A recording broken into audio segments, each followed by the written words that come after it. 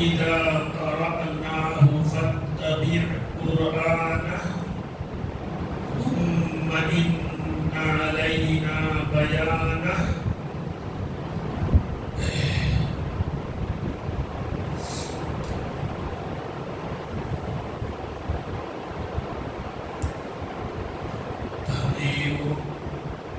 بزرگوں یہ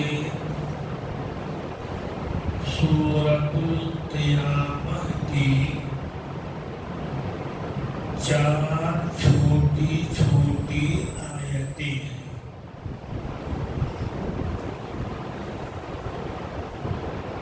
ان آیتوں میں اللہ پاک نے نبی صلی اللہ علیہ وسلم کو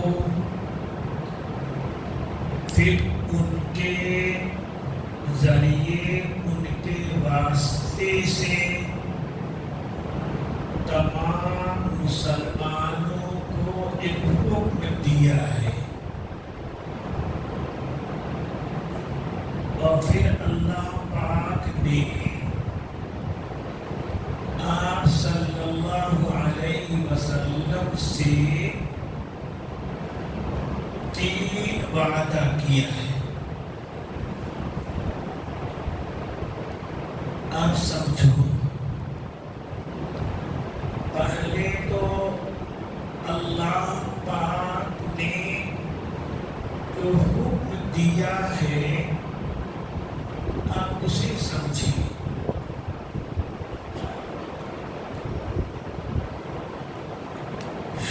شروع میں جب جبریل علیہ السلام قرآن پاک کی آیتیں اللہ کے یہاں سے لوح محفوظ سے بحکم خداوندی رسول اللہ صلی اللہ علیہ وسلم کے پاس لے کر آتے تھے، اور جبریل حضور کو پڑھ کر سناتے تھے۔ تو شروع میں جبریل کے ساتھ ساتھ آپ بھی جلدی پڑھتے تھے۔ ادھر جبریل پڑھ رہے ہیں اور ساتھ میں آپ صلی اللہ علیہ وسلم بھی پڑھتے تھے۔ کیوں؟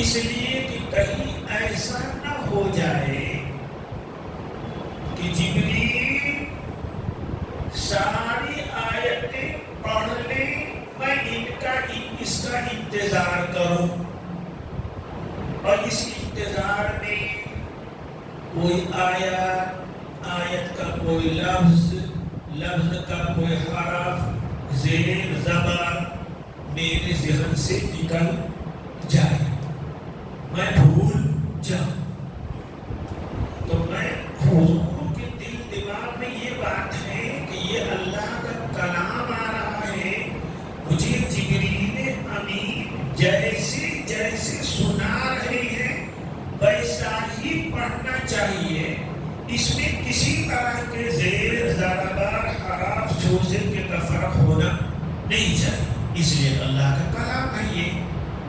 اس لیے آپ جبریل امین کے ساتھ ساتھ آپ بھی کیا کرتے تھے؟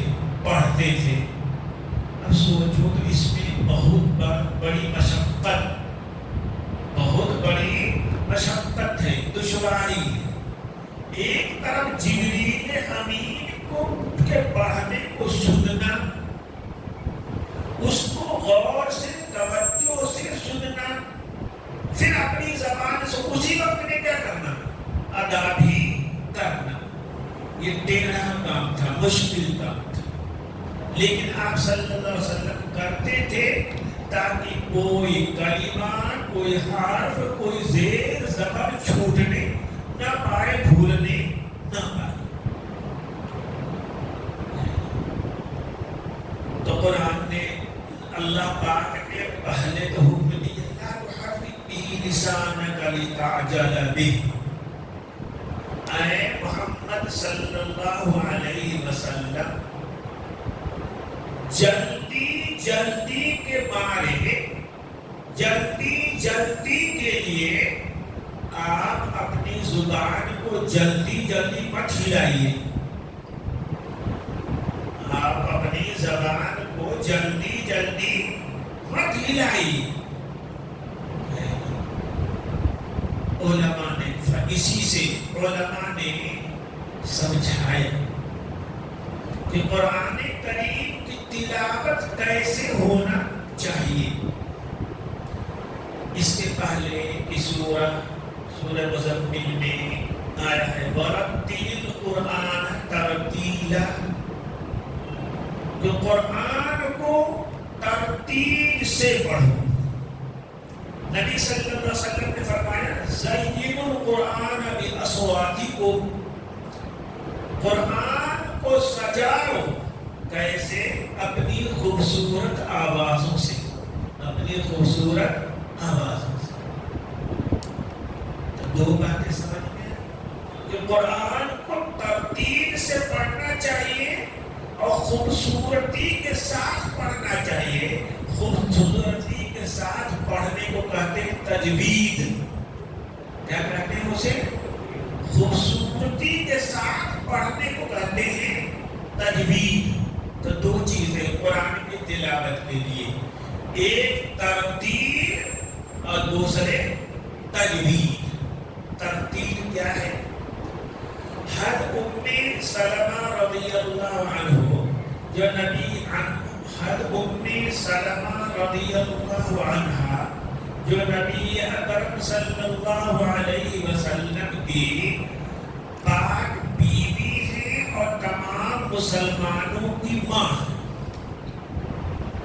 ان سے لوگوں نے پوچھا کہ نبی صلی اللہ علیہ وسلم قرآن کیسے پڑھتے تھے؟ وَرَتِّلِ الْقُرْآنَ تَرْتِيلًا پہ آپ صلی اللہ علیہ وسلم کیسے عمل کرتے تھے؟ تو انہوں نے پوچھا، کہا کہ تم جیسا قرآن پڑھتے ہو اس کا حضور نے پڑھنے سے کیا واسطہ؟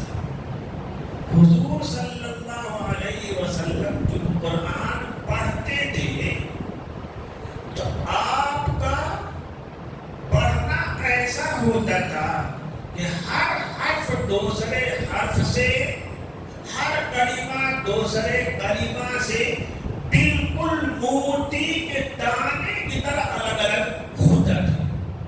جیسے موتی ہو اور اس کو فرش پر بچھا بکھیر دیا جائے تو ہر دانہ دوسرے سے کیا ہوگا؟ الگ الگ ہوگا. تو حضور چاول کی طرح قرآن نہیں پڑھتے تھے کہ پک جانے کے بعد ہر چاول دوسرے چاول سے کیا ہو گیا؟ گڑبڑ ہو گیا، جڑ گیا. ایسے نہیں پڑھتے تھے. آپ صلی اللہ علیہ وسلم ایسے قرآن پڑھتے تھے کہ ہر حرف دوسرے حرف سے، ہر کلمہ دوسرے کلمہ سے، یعنی ٹھہر ٹھہر کر رک رک کر قرآن پڑھنا. پھر انہوں نے سنایا کہ حضور پڑھتے تھے بسم اللہ الرحمن الرحیم الحمدللہ رب العالمین. یوں پڑھتے تھے رک رک کر ٹھہر کر. کیا سمجھ میں آیا کہ قرآن کو جلدی جلدی پڑھنا، قرآن کو جلدی جلدی پڑھنا جیسے کوئی منتر پڑھ رہے ہیں، نہیں، اس طرح نہیں پڑھا جائے گا. قرآن کو سکون کے ساتھ، وقار کے ساتھ، اطمینان کے ساتھ پڑھا جائے گا. سکون کے ساتھ ایسے پڑھا جائے گا کہ اگر قرآن کا معنی آدمی جانتا ہو تو پڑھتا بھی جائے، سمجھتا بھی جائے، پڑھتا بھی جائے، سمجھتا بھی جائے. اگر قرآن کا معنی نہیں جانتا ہے تو بھی صاف صاف پڑھو، ہر حرف کو الگ الگ پڑھو. آگے توسیع ہوئے ترتیب، کیا کہ قرآن کو صاف صاف پڑھنا، ہر حرف کو اس کے مخرج سے ادا کرنا. مخرج جہاں سے کوئی حرف نکلتا ہے، جہاں پہ زبان کے لگانے سے، زبان کو ملانے سے سانس کا دباؤ دینے سے جہاں سے حرف نکلتا ہے اس کو کہتے ہیں حرف کا مخرج. مخرج مانے ہوتا ہے نکلنے کی جگہ. تو منہ میں ہمارے 10 جگہیں ہیں، ہے نا. کوئی حرف کہیں زبان سے نکلنے سے نکل جائے، ٹکرانے سے نکل جائے گا. کوئی حرف دوسری جگہ ٹکرانے سے حرف نکلتا ہے. جیسے ہم با بولے اب تو ہمارے دونوں ہونٹ ٹکرائیں گے تب جا کے با کیا ہوگا؟ ادا ہوگا.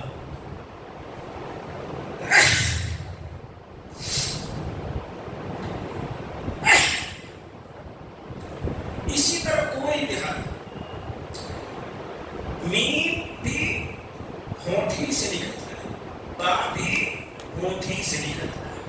لیکن ہونٹ کا دو حصہ ہے.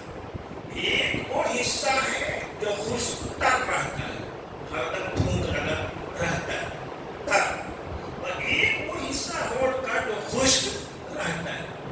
تو با اور میم میں فرق یہ ہے کہ ایک اسمی سے ادا ہوتا ہے تر ہونٹوں کے ملانے سے، ایک اسمی سے ادا ہوتا ہے خشک ہونٹوں کے ملانے سے. اسی طریقے سے ہم جب زبان کا بیچ کا حصہ اوپر والے تعلق سے ملائیں گے تو ظا نکلے گا. ہر حرف کی ایک جگہ متعین. دیکھو عربی کے حرف ہیں، بہت سے حرف کی آوازیں ملتی جلتی ہے.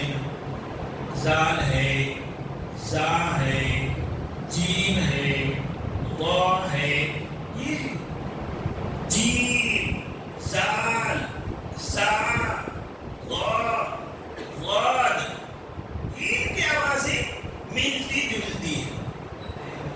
اب ان میں الگ الگ ہوگا، سب موتی کے دانے کی طرح الگ الگ کب ہوں گے؟ جب ہر حرف کو اس کا صحیح مخرج سے کیا کریں گے؟ نکالیں گے.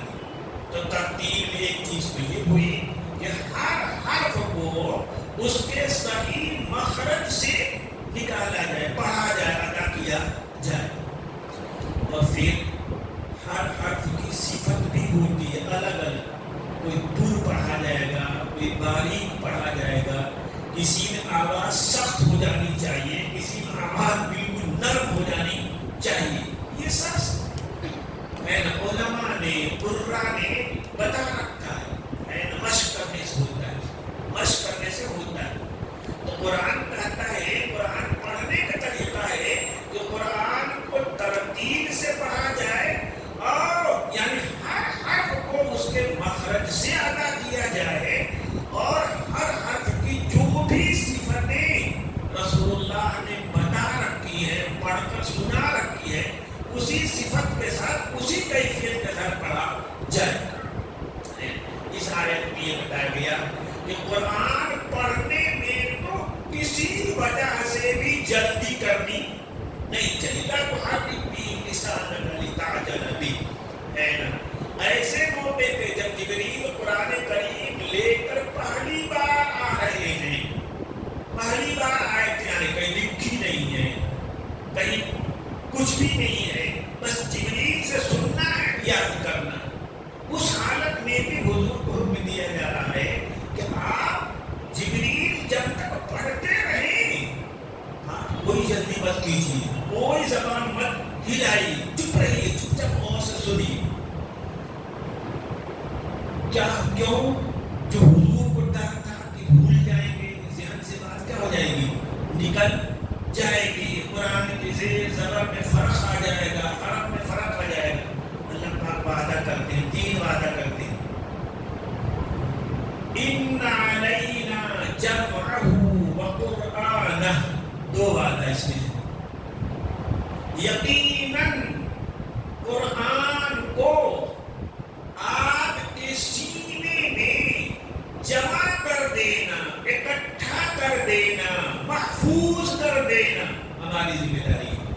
اللہ ہے نا کہ جبریل 1 رکوع لے کے آئے، 2 رکوع لے کے آئے، پورا پارا پوری سورہ لے کر آ جائیں. جب تک وہ پڑھ نہ لیں آپ چپ رہیے، خاموش رہیے، مت زبان کو ہلائیے، چپ رہیے. کیوں؟ اس لیے اس پورے قرآن کو آپ کے سینے میں جما دینا، آپ کے سینے میں محفوظ کر دینا ہماری ذمہ داری ہے، ہمیں کریں گے۔ اس لیے یہ فکر نہیں ہوتا بھول جائیں گے، نہیں بھولیں گے، مت پڑھیے، چپ رہیے، سنیے غور۔ اِنَّا عَلَيْنَا جَمْعَهُ، پہلا وعدہ کہ قرآن کو اللہ پاک پورا کا پورا، ہر کلمہ، ہر حرف، ہر زیر زبر، ہر نقطہ کو اللہ پاک سینے میں جمع دے کے محفوظ کر دیں گے۔ دوسرا وجہ ہے اِنَّ عَلَيْنَا جَمْعَهُ وَقُرْآنَهُ، اور قرآن کو سینے میں جمانے کے بعد، سینے میں محفوظ کرنے کے بعد، یاد کرانے کے بعد زبان سے کہلوا دینا، پڑھوا دینا، یہ بھی میری ذمہ داری ہے، یہ بھی میری ذمہ داری ہے۔ تو قرآن پورا کا پورا جبریل امین سے سنتے ہی آپ کو یاد بھی ہو جائے گا، اور پھر میری ذمہ داری ہے کہ جبریل نے جیسا پڑھا ہے، جبریل نے کیسا پڑھا، جیسا کہ اللہ پاک نے پڑھا۔ جبریل کو تو اللہ پاک نے دیا تھا نا، تو جبریل کو جیسے میں نے پڑھایا، ذمہ داری ہے کہ جبریل ویسی آپ کو پڑھیں گے، اور میرا وعدہ ہے کہ بالکل جبریل جیسے پڑھ رہے ہیں ویسا میں آپ سے پڑھوں گا۔ یاد رکھیے اس کو، اس لیے کوئی جلدی مت کیجیے، یہ حکم تمام ہے، غور کرو۔ اللہ پاک نے کہا کہ قرآن کریم کو سینے میں محفوظ کر دینا، یاد کرا دینا میری ذمہ داری، ہماری ذمہ داری ہے۔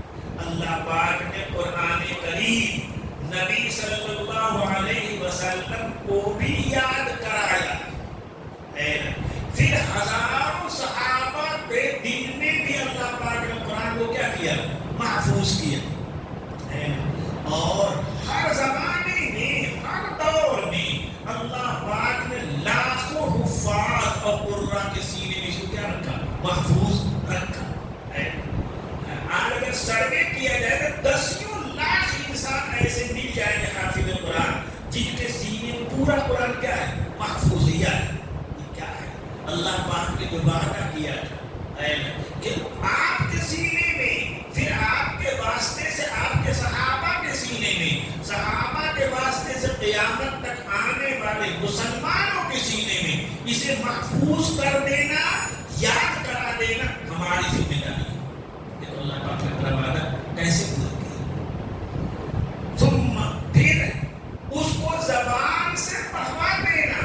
آپ جبریل جیسے پڑھیں گے ویسا ہی آپ پڑھیں گے، آپ جیسا پڑھیں گے صحابہ پڑھیں گے ویسے ہی، جیسے صحابہ پڑھیں گے قیامت تک آنے والے مسلمانوں کے ساتھ پڑھیں گے۔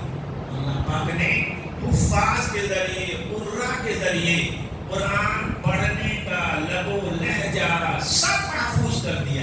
نبی صلی اللہ علیہ وسلم کیا پڑھتے تھے یہ تو محفوظ ہے ہی، واللہ کیسے پڑھتے تھے یہ بھی محفوظ ہے۔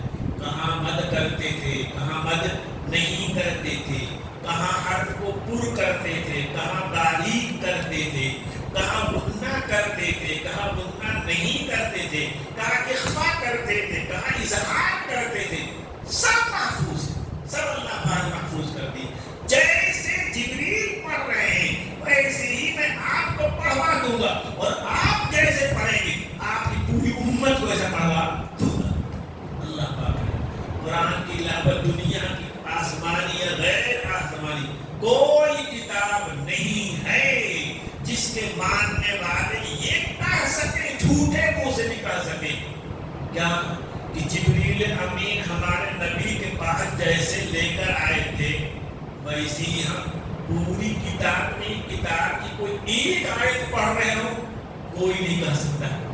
یہ اللہ پاک نے صرف قرآن کے لیے وعدہ کیا تھا، یاد کرانا، جبریل امین کی طرح پڑھوا دینا اور قیامت تک پڑھواتے رہنا۔ آج دنیا میں قرآن جتنا پڑھا جاتا ہے کوئی کتاب اتنی پڑھی نہیں جاتی۔ اللہ پاک نے وعدہ آگے پھر فرماتے ہیں اللہ پاک فَإِذَا قَرَأْنَاهُ فَاتَّبِعْ قُرْآنَهُ، ہے نا کہ جب ہم پڑھیں یا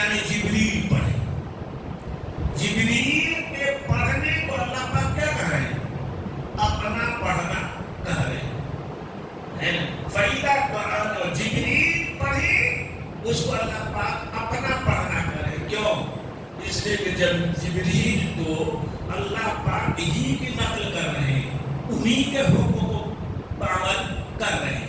تو جبریل امین جو کہ باری تعالیٰ کا نقل کر رہے ہیں, باری تعالیٰ کا حکم بجا لا رہے ہیں, اس لیے جبریل کے پڑھنے کو اللہ پاک نے اپنا پڑھنا کہا ہے. فَإِذَا قَرَأْنَاهُ فَاتَّبِعْ قُرْآنَهُ.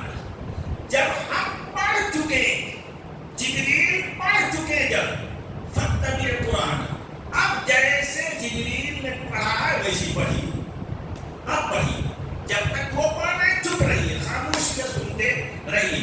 لیکن جبریل جب پڑھ چکے تو فوراً جیسے جبریل نے پڑھا ہے ویسی کیا کیجیے, پڑھیے.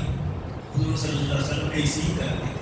جبریل کے لے کر وحی آنے کے بعد فوراً صحابہ کو بلاتے ہیں اور ان کے سامنے جو بھی جبریل امین لے کر آئے ہیں بعینہ ہی جبریل ہی کے لب و لہجے میں آپ پڑھ کر سنا دیتے تھے. اسی پر اللہ پاک رہے ہیں کہ جب ہم یعنی جبریل امین پڑھ چکے تو فوراً آپ اس کے دہرائیے, انہی کی طرح دہرائیے. بھائیو, یہی پوری امت کو, صحابہ کو بھی یہی حکم ہے کہ جب محمد صلی اللہ علیہ وسلم جب تک پڑھتے رہے تم چپ رہو, خاموش رہو, غور سے سنو, اور جب وہ پڑھ چکے تو اب انہی کی طرح پڑھو, انہی کی طرح پڑھو. پھر صحابہ کے جو شاگرد ہیں تابعین, ان کو یہی حکم کہ صحابی جب تک تجھے قرآن پڑھا رہا, جب تک وہ پڑھنا چپ رہا, چپ رہا. پھر جب وہ پڑھ چکے تو جیسا انہوں نے پڑھا ویسے ہی پڑھو. اس لیے آج قرآن ویسی ہی آج بھی پڑھا جا رہا ہے جیسا جبریل امین نے پڑھا تھا, جس طرح نبی صلی اللہ علیہ وسلم نے پڑھا تھا, جس طرح صحابہ نے پڑھا تھا, جس طرح تابعین نے پڑھا تھا. یہ حفاظ قرآ ہم کو اسی طرح قرآن پڑھنا سکھاتے ہیں. اللہ پاک نے تیسرا وعدہ کیا, تیسرا ثم ان علینا بیانہ. پھر دو ہوئے, یاد کرا دینا. اللہ پاک نے کہا میری ذمہ داری ہے, زبان سے صحیح صحیح تجوید و ترتیب کے ساتھ پڑھوا دینا میری ذمہ داری ہے, میں یہ کام کروں گا. پھر اللہ پاک کہتے ہیں ثم ان علینا بیانہ. پھر قرآن کریم کو سمجھا دینا, اس کو واضح کر دینا, یہ بھی میری ذمہ داری ہے. اللہ اکبر. پھر قرآن کریم کو اس کے معنی کو سمجھا دینا, اس میں جو حکمتیں ہیں ان حکمتوں کو بتلا دینا, اس میں جو احکام ہیں ان احکام کو کھول کھول کر بیان کر دینا, اس کی ہر بات کو بالکل واضح اور کلیئر کر کے سمجھا دینا, بتلا دینا. یہ ہماری ذمہ داری, یہ بھی کام کریں گے. اللہ پاک نے نبی اکرم صلی اللہ علیہ وسلم کے سینے میں جس طرح قرآن اتارا تھا, اللہ پاک نے قرآن کی تفسیر بھی حضور صلی اللہ علیہ وسلم کو بتلائی تھی. ہر آیت کا معنی, ہر آیت کا مفہوم, ہر آیت سے کیا کیا حکم نکل رہا ہے, کیا کیا نصیحتیں نکل رہی, یہ سب اللہ کے نبی صلی اللہ علیہ وسلم کو, اپنے نبی صلی اللہ علیہ وسلم کو اللہ پاک نے بتلایا. اور پھر وہ ساری باتیں نبی اکرم صلی اللہ علیہ وسلم نے صحابہ کو بتلایا. تو آپ کا جو قول ہے نبی صلی اللہ علیہ وسلم کی جو بات ہے, آپ کا جو عمل ہے, آپ کی جو تائید ہے, اور کچھ مواقع میں چپ رہنا ہے, یہ سب قرآن کا بیان ہے, یہ سب قرآن کا بیان ہے. اور اللہ اکبر, نبی صلی اللہ علیہ وسلم کے زمانے میں غور کرو, سمجھو, سمجھنے کی چیز, مسائل احکام ایسے نہیں بیان ہوتے کہ اللہ پاک یہ حکم آ گیا, یہ حکم آ گیا, یہ حکم آ گیا, نہیں, ایسے نہیں ہوتے. کوئی واقعہ پیش آتا تھا, اس پر کوئی حکم نازل ہوتا تھا. کوئی واقعہ مثلا لوگوں سے نماز میں سستی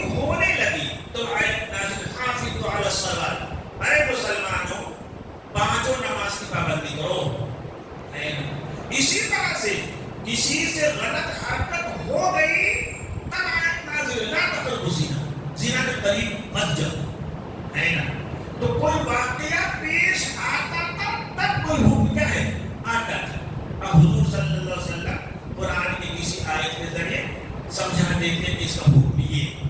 اب غور کرو کیا قرآن کہہ رہا ہے کہ قرآن میں قیامت تک آنے والے جتنے واقعات ہیں، جتنے مسائل ہیں، کوئی حد نہیں ہے۔